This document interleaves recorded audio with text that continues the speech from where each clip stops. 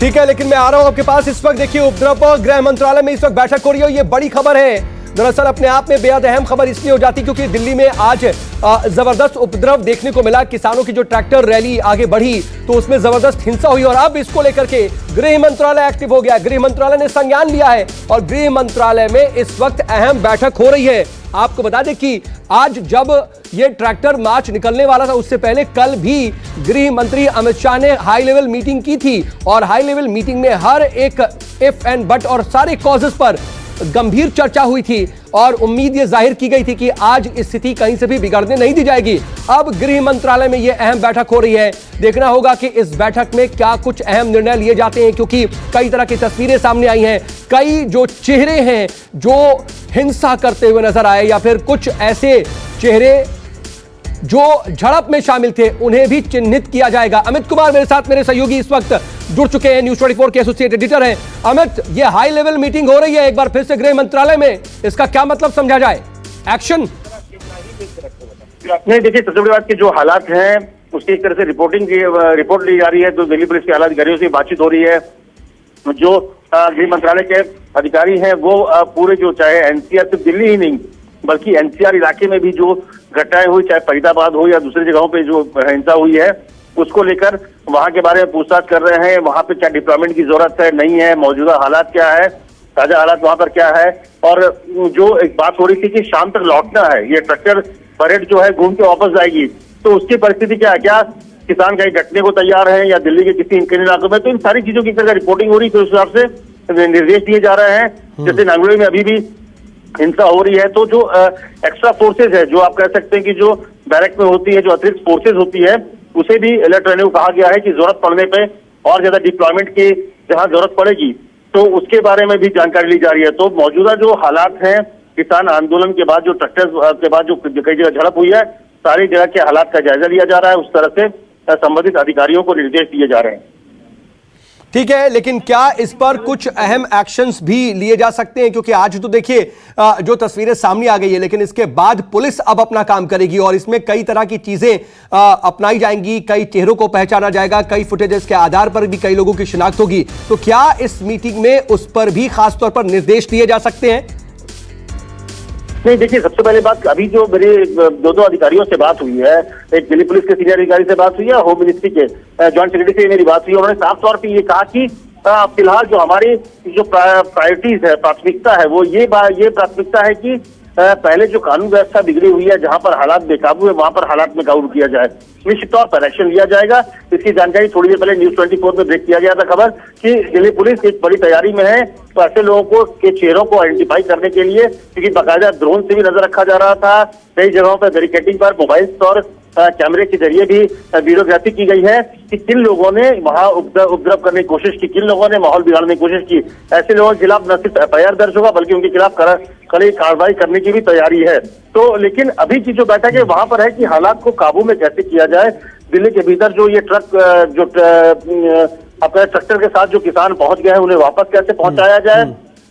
ऐसे में क्या एक्स्ट्रा एफर्ट की जरूरत है, जो चाहे दिल्ली पुलिस की जरूरत हो या फिर हरियाणा पुलिस हो, या वहां से जिन लोगों को क्या एडिशनल फोर्सेज की, पैरामिलिट्री फोर्सेज की जरूरत है, उस पर चर्चा हो रही है ताकि पहले स्थिति पर काबू पाया जाए और जो एक्शन लेना है वो तय है कि तमाम। जी, मैं ये जानना चाह रहा था कि क्या जानकारी है इस मीटिंग में, कौन कौन से अधिकारी मौजूद हैं, कौन कौन अंदर है? देखिए ये वहां पर जो अगर आप कहें तो जो ज्वाइंट सेक्रेटरी लेवल के अधिकारी हैं, जो पुलिस जो है पुलिस 1 वो होते हैं, डायरेक्टर लेवल के अधिकारी हैं, जो जिनके अंदर में जो एनसीआर आता है, जो दिल्ली यूटी आता है, यूनियन टेरिटरी ज्वाइंट सेक्रेटरी है, उनके वो सारे लोग हैं। और जो इसके अलावा कुछ और अधिकारी जो हैं सब मिलकर चर्चा कर रहे हैं, क्योंकि वहां पर जो एक जानकारी सबसे महत्वपूर्ण, अभी जो हालात को काबू करना सबसे प्रायोरिटी है। जो कोशिश ये है कि कहीं पर भी हिंसा कैसे आगे ना बढ़े। जो किसान हैं उन्हें, क्योंकि पुलिस को इस बात की इनपुट पहले से जानकारी थी, आई हुई थी कि कुछ किसान के बेस में कुछ ऐसे लोग हैं जो उपद्रव करके माहौल बिगाड़ने की कोशिश करेंगे। तो ऐसे लोग को आइडेंटिफाई तो करने के लिए पुलिस ने पूरी तैयारी कर रखी थी। लेकिन फिलहाल जो पहली कोशिश है कि माहौल को शांत किया जाए, किसान वापस लौट जाएं, ताकि दिल्ली के भीतर एक कहीं टकराव के हालात जो बने हुए हैं कई जगहों पर उन्हें शांत किया जाए, ताकि नॉर्मल हो जाने के बाद फिर कोर्स ऑफ एक्शन जो होगा, next course of action Delhi police का या तमाम जो जगह एडमिनिस्ट्रेशन का, उसको देखा जाएगा।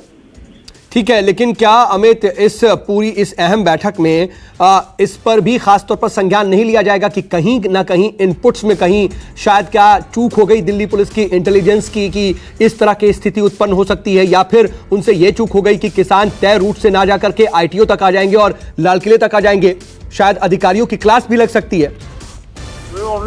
देखिए, इस तरह की चीजें होती है हमेशा, जब अब आप कोई तैयारी करते हैं तो दोनों तरह की बातें होती है। लेकिन एक बात तय था, एक चीजें तय थी कि पुलिस के तरफ से कोई कड़ी कार्रवाई, गोली चलाने जैसी हरकतें नहीं करनी थी, ये बात तय था। ये पहले ही अमित शाह ने साफ निर्देश दिया था कि हालात को कैसे भी काबू करें, लेकिन गोली चलाने की नौबत ना आए, इस तरह की स्थिति नहीं बननी चाहिए। और यही वजह है शायद कि पुलिस ने उस तरह से कड़ाई नहीं की। अगर पुलिस उस तरह से कड़ाई में उतर जाती तो संभव ही नहीं था कि एक बैरिकेडिंग को तोड़ के आप आगे बढ़ सकते थे।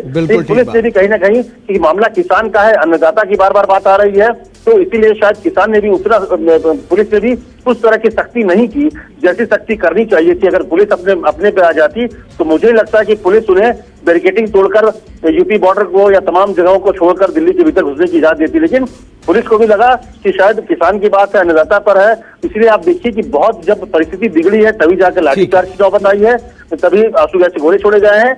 तो मुझे लगता है इस तरह के हालात, जब अमित शाह ने बैठक की थी Delhi police commissioner IB chief के साथ, तब इस तरह के हालात के बारे में उन्हें अंदाजा था, क्योंकि ये पूरा आंदोलन है। इस आंदोलन में अगर आप देखें तो ये साफ हो गया है कि किसान के जो नेता है उनके हाथ में कुछ भी नहीं रहा। आज दिन भर आप देखिए किसान के नेता तमाम गायब रहे, बयानबाजी नहीं आएगी आपको। ठीक है, मैं माफी के साथ रोक रहा हूं, मैं आपके पास दोबारा लौटूंगा, जो भी जानकारी रहेगी आप नजर बना रखिए, आगे भी आपसे अपडेट के लिए जुड़ेंगे। लेकिन प्रभाकर मिश्रा इस वक्त गाजीपुर बॉर्डर पर मौजूद है, लेकिन इससे पहले ये तस्वीरें जरा देख लीजिए किस तरह के गतिरोध की स्थिति, और पुलिस बल जो है पूरी तैयारी के साथ अब नजर आ रही है।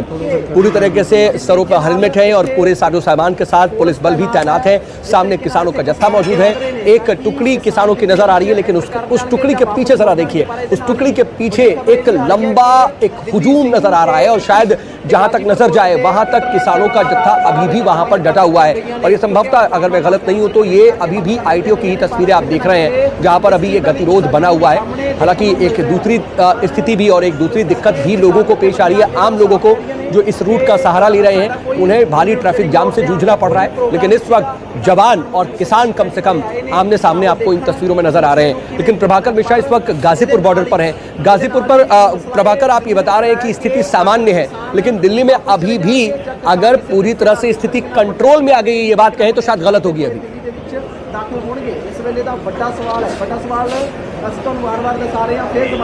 इस आंदोलन में कुछ चीजें हैं तो हाथ से निकलती हुई दिख रही है। यहाँ पर भारतीय किसान यूनियन के राकेश टिकैत ने यह कहा कि जो लोग दिल्ली गए हैं वो वापस आ जाएंगे, कुछ सेक्टर घर चले जाएंगे, कुछ सेक्टर बॉर्डर पे आएंगे। लाल किला में रुकने का कोई मसला नहीं है, लेकिन उन्होंने एक बात और कही कि वो जो लोग रुके हुए हैं, जो ठहरे वहां पर, उन्हें वापस बुलाने की कोशिश होगी। तो अभी की स्थिति यहाँ है। अगर मैं गाजीपुर की स्थिति बताऊं तो गाजीपुर की स्थिति रोज की तरह, जैसा मैंने कहा कि आज के पहले जो स्थिति होती थी कमोबेश स्थिति वैसी ही है। कुछ सेक्टर्स आ गए हैं, कुछ अभी रास्ते में है। लेकिन जो बड़ी बात है, बड़ी तस्वीर है कि क्या मलिक साहब हमारे साथ है, किसान भी और किसान नेता भी है। ये जो आंदोलन हुआ, ये आज जो परेड निकला और जो चीजें आई, हिंसा की कुछ घटनाएं हुई, इसका असर पड़ेगा इस आंदोलन पर? देखिए, कोई भी आंदोलन हो जब वो उसमें हिंसा हो जाओ, आंदोलन नहीं होता। जो कुछ हुआ मैं तो इसको ठीक नहीं मानता। ठीक है, वैसे किसान बिल्कुल नहीं चाह रहा था। मेरा तो ये मानना है कि भैया इसमें जब भी घुस के तो कहीं से भी अन्य किसान नेताओं ने जितनी विचारों में ताकत लगाई, कोई आज लो मैंने कभी कोई देखा नहीं इस तरह से। जितने विचारों में ताकत लगाई, कोई आज लो मैंने कभी कोई देखा नहीं इस तरह से। मैं किसान। चलिए ठीक है प्रभाकर, मैं आपके पास आऊंगा और वहां पर जो तमाम किसान हैं वो इस वक्त इस स्थिति को लेकर के क्या प्रतिक्रिया दे रहे हैं, वो अहम हो जाती है स्थिति को जानना। उस पर हम आपसे अपडेट लेते रहेंगे। लेकिन नमस्कार, मैं हूं मानक गुप्ता। अगर आपको हमारा ये वीडियो पसंद आया हो तो इसे लाइक और शेयर जरूर करें, और हाँ, हमें सब्सक्राइब और फॉलो करना ना भूलें ताकि आप देश और दुनिया की कोई खबर मिस ना करें।